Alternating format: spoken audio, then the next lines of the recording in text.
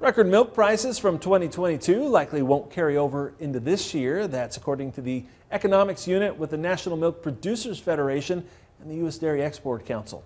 But they say exports are still on track to increase, and they expect demand will likely be resilient.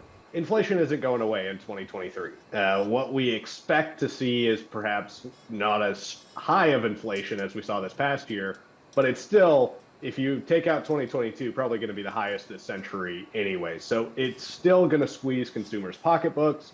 I think you've also got central banks around the world, including the U.S.'s Federal Reserve, raising interest rates, trying to slow down inflation, but in doing so, slowing down the U.S. economy and the global economy.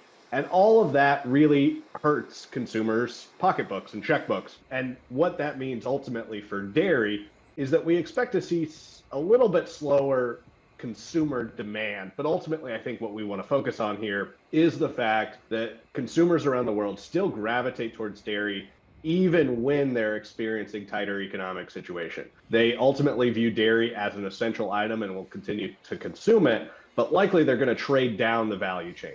Will says consumers might not buy up as much specialty cheese, instead opting for staples like cheddar and mozzarella. A fire at a dairy plant in Wisconsin created an interesting problem. 20 gallons of butter were discharged into an adjacent canal. The Wisconsin Department of Natural Resources says the fire at the Associated Milk Producers plant in Portage happened on January 2nd.